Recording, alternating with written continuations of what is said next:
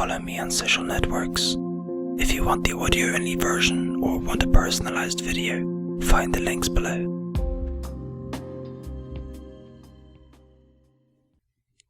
Hello everyone, today I will be reading a post or an article that was posted on waitbutwhy.com.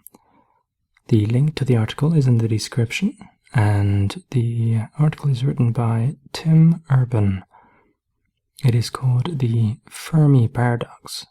Before I get into it, I'll say that this is a thing that I thought was very interesting, and I felt the article was very well written. So well written that I actually read it. And since I hate reading and I don't read anything at all ever, that should tell you how good this is. I also have to say that anything that is read as if the reader was the person who wrote it, right? So if I say that I feel this way, it's not actually me. It's the author, Tim Urban. It's his words, not mine. I felt this would make a good video because it's an interesting article. So either you listen and learn something, or see a new point of view, or you just fall asleep. Either way, here we go. The Fermi Paradox. Everyone feels something when they're in a really good starry place, on a really good starry night, and they look up and see this. Some people stick with the traditional, feeling struck by the epic beauty or blown away by the insane scale of the universe. Personally, I go for the old existential meltdown, followed by acting weird for the next half an hour, but everyone feels something. Physicist Enrico Fermi felt something too. Where is everybody? A really starry sky seems vast, but all we're looking at is our very local neighborhood. On the very best nights, we can see up to 2,500 stars, roughly 100 millionth of the stars in our galaxy, and almost all of them are less than 1,000 light years away from us, or 1% of the diameter of the Milky Way. So what we're really looking at is this.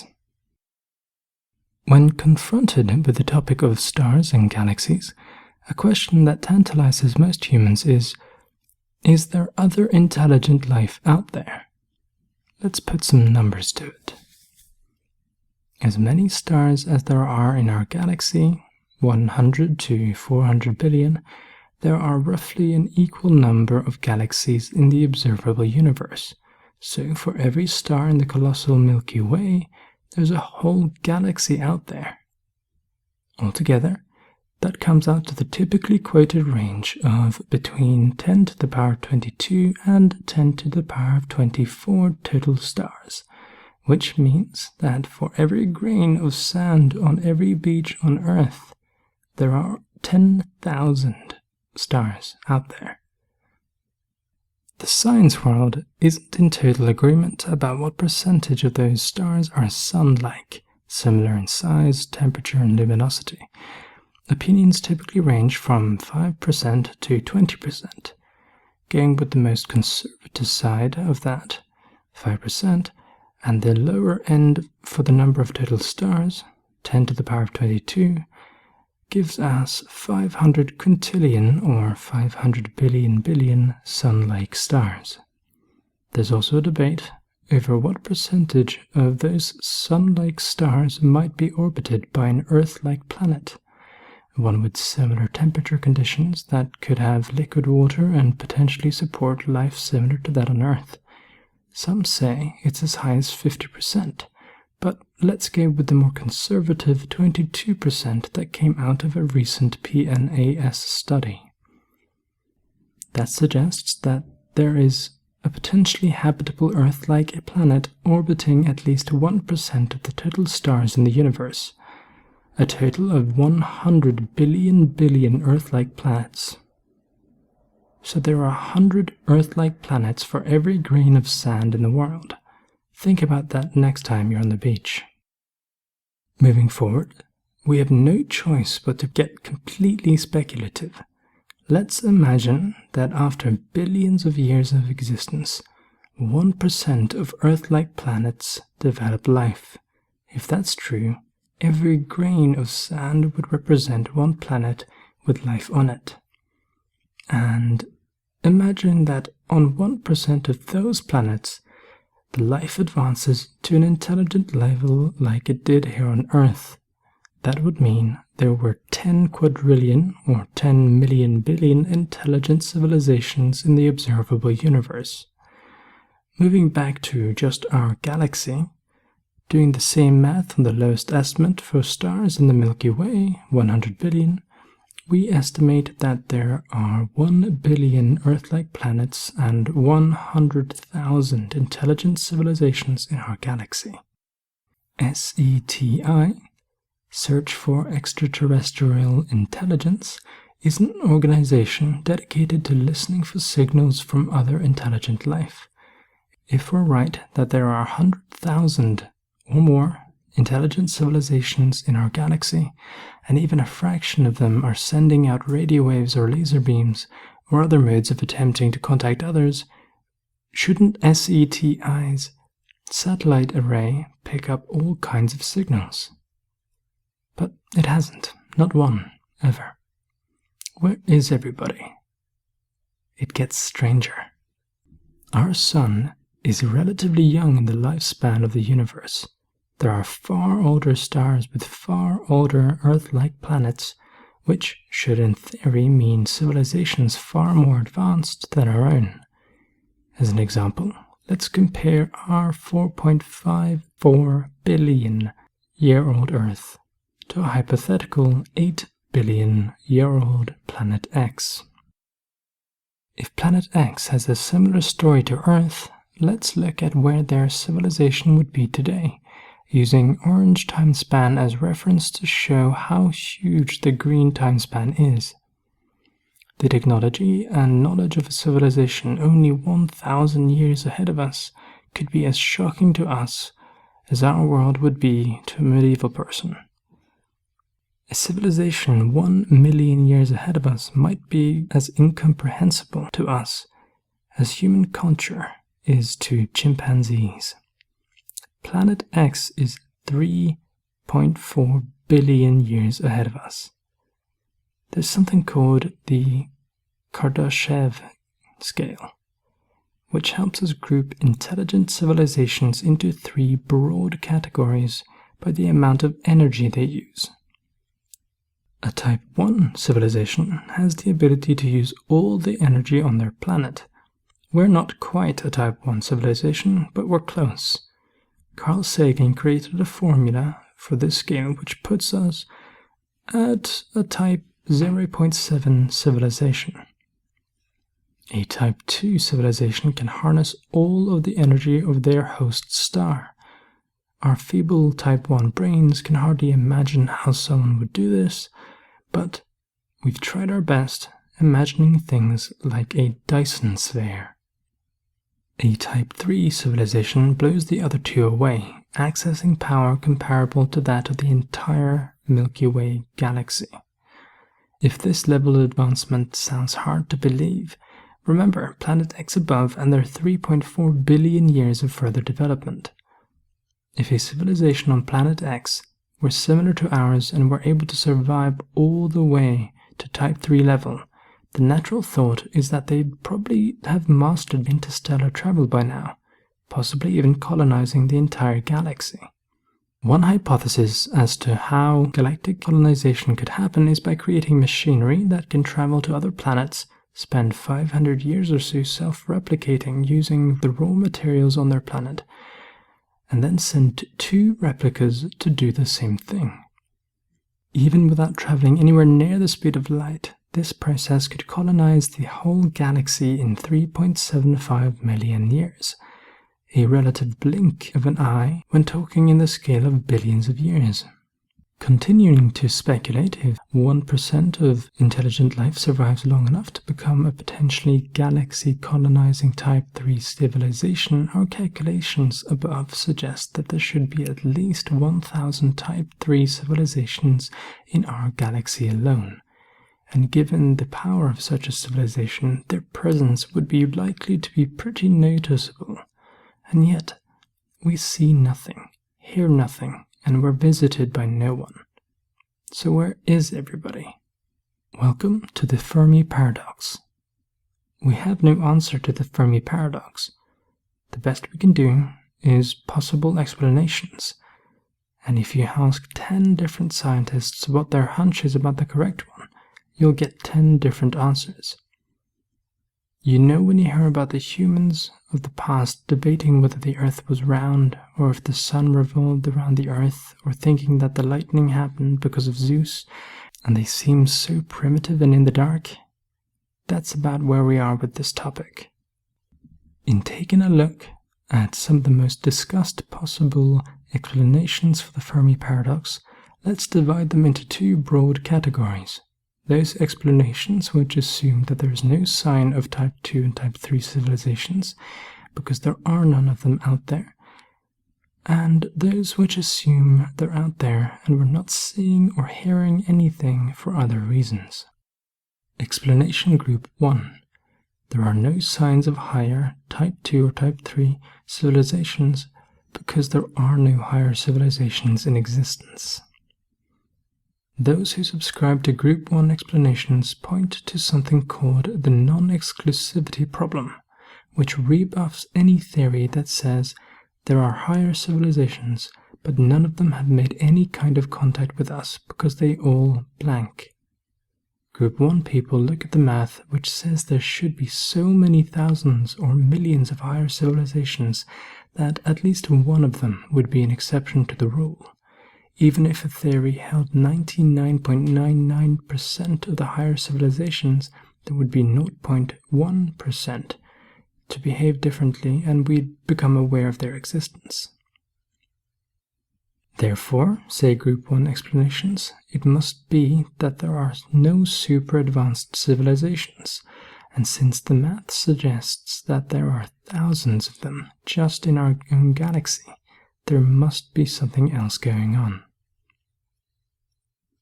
This is something called the Great Filter. The Great Filter theory says that at some point from pre-life to Type 3 intelligence, there is a wall that all or nearly all attempts at life hit. There is some stage in that long evolutionary process that is extremely unlikely or impossible for life to get beyond.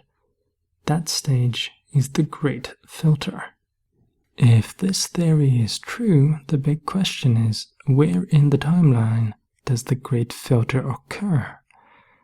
It turns out that when it comes to the fate of humankind, this question is very important. Depending on when the Great Filter occurs, we're left with three possible realities. We're rare, we're first, or we're fucked. Number 1.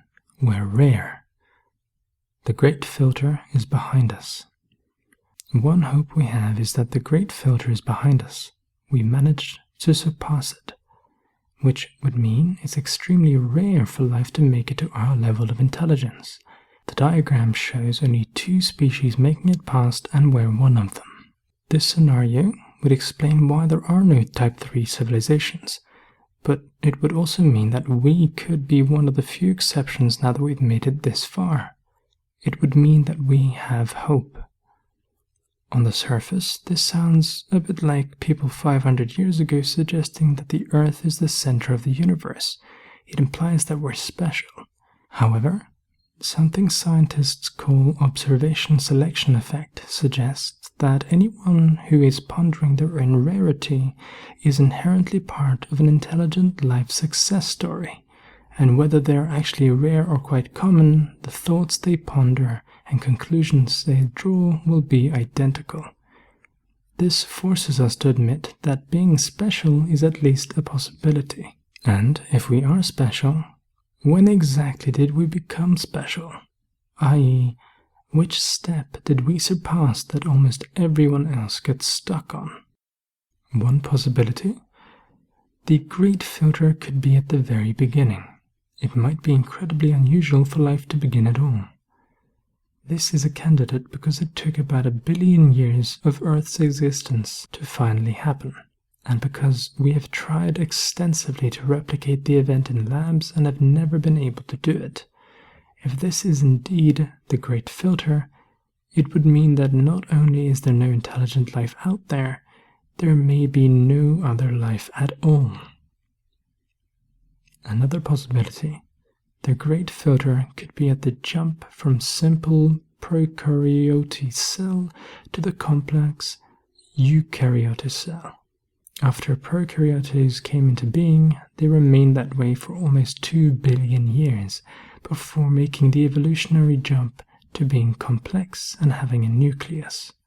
If this is the Great Filter, it would mean the universe is teeming with simple prokaryote cells and almost nothing beyond that. There are a number of other possibilities. Some even think that the most recent leap we've made to our current intelligence is a Great Filter candidate.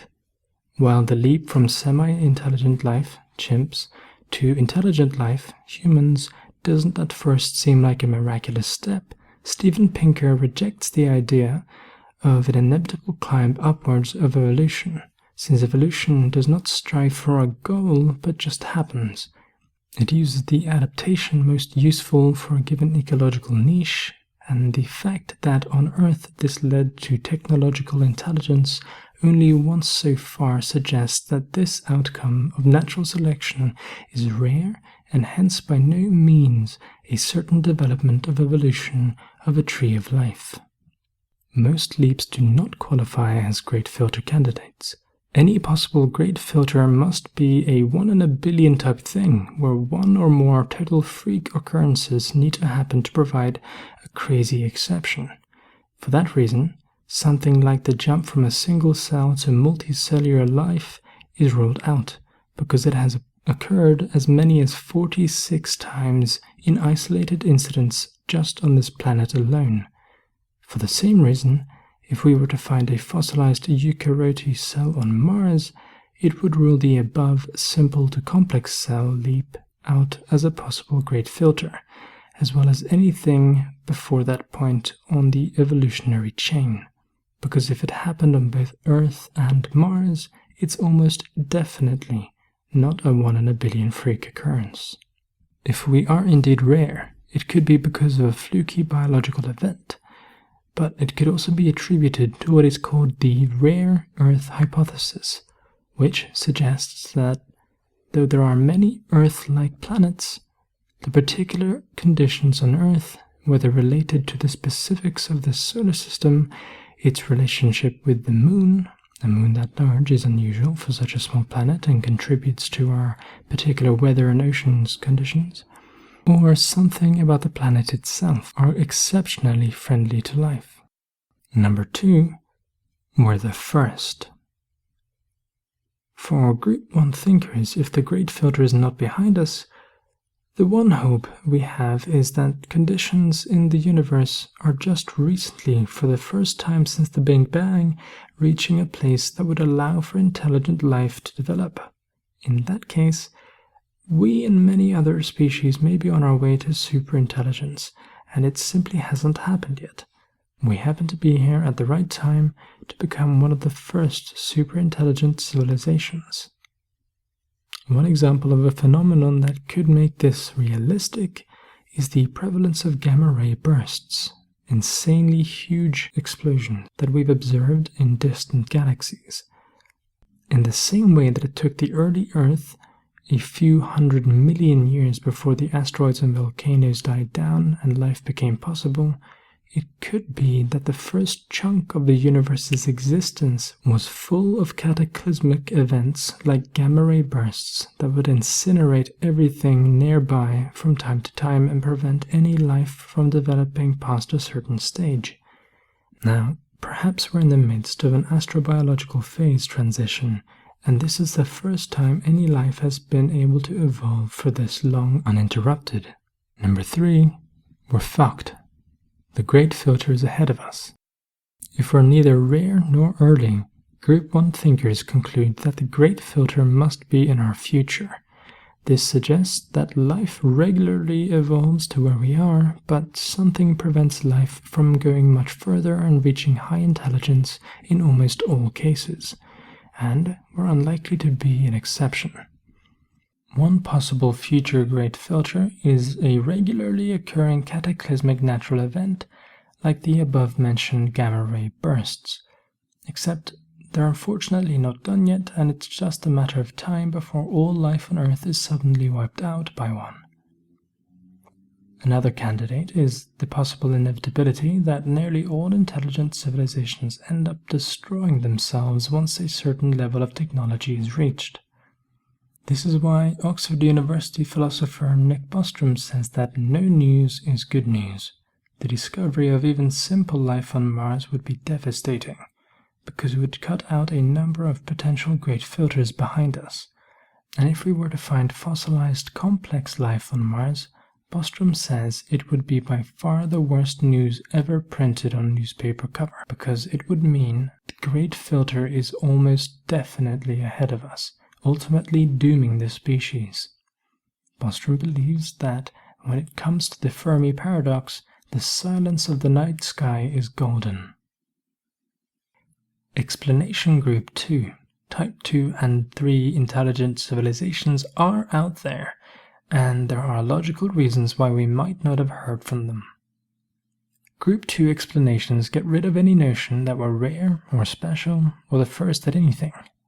On the contrary, they believe in the mediocrity principle, whose starting point is that there is nothing unusual or rare about our galaxy, solar system, planet, or level of intelligence, until evidence proves otherwise. They're also much less quick to assume that the lack of evidence of higher intelligence beings is evidence of their non-existence, emphasizing the fact that our search for signals stretches only about 100 light-years away from us, 0.1% of the galaxy, and suggesting a number of possible explanations. Here are 10. Possibility 1. Superintelligent life could very well already have visited Earth, but before we were here. In the scheme of things, sentient humans have only been around about 50,000 years, a little blip of time. If contact happened before then, it might have made some ducks flip out and run into the water, but that's it. Further recorded history only goes back about 5,500 years. A group of ancient hunter-gatherer tribes may have experienced some crazy alien shit, but they had no good way to tell anyone in the future about it. Possibility 2. The galaxy has been colonized, but we just live in some deserts for resources, and zero interest in leaving their happy utopia to explore the cold, empty, undeveloped universe. An even more advanced civilization might view the entire physical world as a horribly primitive place, having long ago conquered their own biology and uploaded their brains to a virtual reality, eternal life paradise. Living in the physical world of biology, mortality, wants and needs might seem to them the way we view primitive ocean species living in a frigid dark sea. For your information, thinking about another life form having bested mortality makes me incredibly jealous and upset. Possibility 4. There are scary predator civilizations out there, and most intelligent life knows better than to broadcast any outgoing signals to advertise their location. This is an unpleasant concept, and would help explain the lack of any signals being received by the SETI satellites. It also means that we might be the super naive newbies who are being unbelievably stupid and risky by ever broadcasting outward signals. There's a debate going on currently about whether we should engage in METI, messaging to extraterrestrial intelligence, the reverse of SETI, or not. And most people say we should not. Stephen Hawking warns, if aliens visit us, the outcome would be much as when Columbus landed in America, which didn't turn out well for the Native Americans. Even Carl Sagan, a general believer that any civilization advanced enough for interstellar travel would be altruistic, not hostile, called the practice of METI deeply unwise and immature, and recommended that the newest children in a strange and uncertain cosmos should listen quietly for a long time, patiently learning about the universe and comparing notes, before shouting into an unknown jungle that we do not understand. Scary. Possibility 5. There's only one instance of a higher intelligent life, a super predator civilizations, like humans are here on Earth, who is far more advanced than everyone else and keeps it that way by exterminating any intelligent civilization once they get past a certain level. This would suck. The way it might work is that it's an inefficient use of resources to exterminate all emerging intelligences, maybe because most die out on their own, but past a certain point, the super beings make their move, because to them, an emerging intelligent species becomes like a virus, and it starts to grow and spread. This theory suggests that whoever was the first in the galaxy to reach intelligence won, and now no one else has a chance. This would explain the lack of activity out there because it would keep the number of super intelligent civilizations to just one. Possibility 6. There's plenty of activity and noise out there, but our technology is too primitive and we're listening for the wrong things.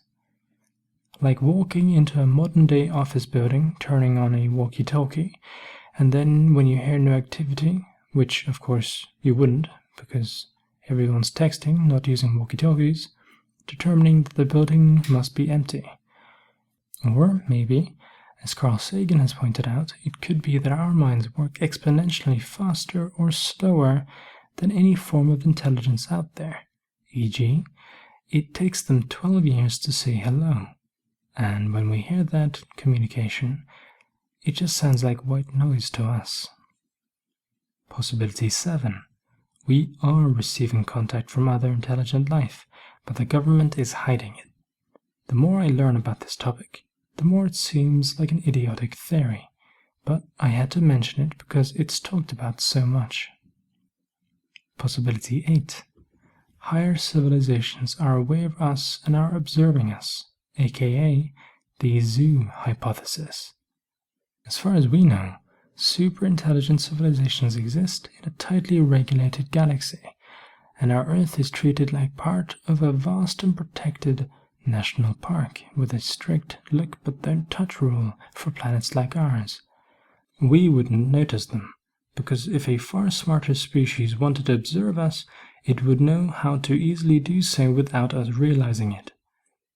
Maybe there's a rule similar to the Star Trek's Prime Directive, which prohibits super-intelligent life beings from making any open contact with lesser species like us, or revealing themselves in any way, until the lesser species has reached a certain level of intelligence. Possibility 9. Higher civilizations are here, all around us, but we're too primitive to perceive them. Michio Kaku sums it up like this. Let's say that we have an anthill in the middle of the forest, and right next to the anthill they're building a 10-lane superhighway. And the question is, would the ants be able to understand what a 10-lane superhighway is? Would the ants be able to understand the technology and the intentions of beings building the highway next to them? So it's not that we can't pick up the signals from Planet X using our technology, it's that we can't even comprehend what beings from Planet X are or what they're trying to do. It's so beyond us that even if they really wanted to enlighten us, it would be like trying to teach ants about the internet. Along those lines, this may also be an answer to, well, if there are so many fancy Type 3 civilizations, why haven't they contacted us yet?